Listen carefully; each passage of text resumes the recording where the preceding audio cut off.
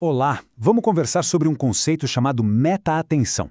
É uma habilidade que pode, de verdade, transformar o jeito como a gente lê, entende e, o mais importante, guarda as informações. Fala a verdade, quem nunca passou por isso? Aquela frustração de ler várias páginas e no final perceber que a mente viajou para longe e quase nada ficou. Dá uma sensação de tempo perdido, né? Uma confusão mental. Então, a boa notícia é que tem um jeito de quebrar esse ciclo. Existe uma forma de treinar a mente para transformar essa confusão toda em clareza. E o caminho começa gerenciando um recurso super valioso, o nosso foco. Antes de qualquer técnica, a gente precisa entender o campo de batalha. Por isso, a primeira parte aqui é sobre essa verdadeira luta pela atenção. De um jeito bem simples, o que é atenção, afinal? Pensa assim, é o exato oposto de dispersão. É um estado de presença, de foco intencional, no mundo que o tempo todo tenta puxar a gente para distração. E olha, essa ideia vai muito além de ser só mais produtivo. O autor que baseia nossa análise leva o conceito para outro nível. Ele argumenta que prestar atenção é, na essência, uma forma de liberdade. A capacidade de escolher onde colocar o foco é um pilar para a gente pensar de forma autônoma. E é isso que nos traz direto para o conceito principal desta conversa, o poder da meta-atenção. É aqui que o jogo muda de verdade. Mas o que é essa tal de meta-atenção? Não é nenhum bicho de 7 cabeças. É a habilidade de ter uma consciência sobre a sua própria consciência. É como ter um observador interno que de vez em quando pergunta: epa, onde está meu foco agora? Eu estou mesmo aqui, presente nessa leitura? Ou a mente já divagou? É simplesmente estar alerta para a sua própria atenção. E por onde a gente começa a praticar isso? Pelo mais básico e acessível que a gente tem, a respiração. A fonte destaca que a simples percepção do ar entrando e saindo já é uma base para a saúde mental, porque isso nos ancora no presente e ajuda a acalmar a ansiedade. Ok, com a mente um pouco mais centrada, a gente pode levar essa habilidade para a leitura. O próximo passo, então, é aprender a caçar a ideia principal de um texto. Certo, mas e aí, como é que se identifica essa ideia? A definição do especialista Javier Buron é uma dica de ouro. Pensa assim, a ideia principal é a espinha dorsal do texto. Se a gente tira, toda a estrutura do argumento desmorona. Vamos para um exemplo bem bobo. Quando a gente olha para uma lista como essa, o que o nosso cérebro faz quase que na mesma hora?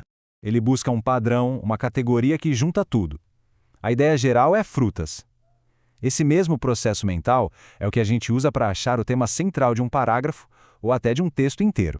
E isso aqui ilustra perfeitamente a arquitetura de um texto. Existem as ideias gerais, que são os pilares, e existem os detalhes, que são o suporte.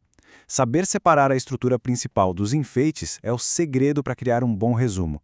E para isso, claro, existem ferramentas.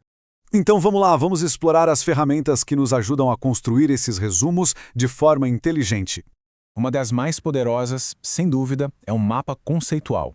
Ele é muito mais que uma lista de tópicos. É uma ferramenta visual que força a gente a conectar as ideias, a entender a relação entre elas. É um exercício que usa tanto a lógica quanto a criatividade. E como praticar a arte de resumir? A dica da nossa fonte é ir aos poucos. É um treino mesmo. Comece tentando reduzir um texto aos seus 40% mais importantes. Com a prática, o desafio aumenta, chegar nos 20% que são realmente essenciais.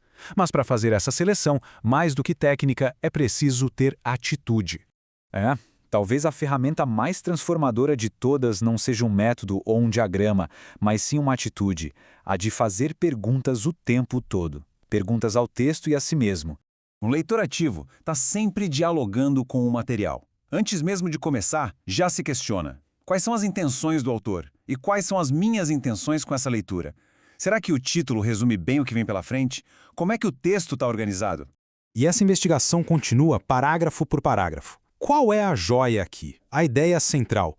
E o que é só suporte? Se eu tivesse que tirar alguma coisa, o que seria? E a pergunta de ouro: como eu resumiria isso com as minhas próprias palavras? A soma de todas essas práticas leva a gente ao objetivo final, que é uma verdadeira transformação na nossa relação com o conhecimento. No fim das contas, o ponto crucial é este.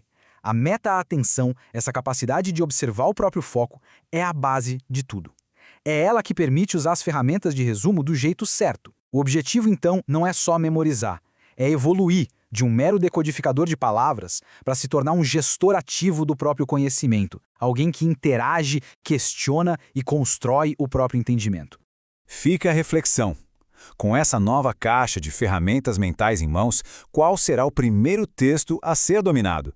Não apenas lido com os olhos, mas dominado com uma atenção plena, crítica e verdadeiramente ativa.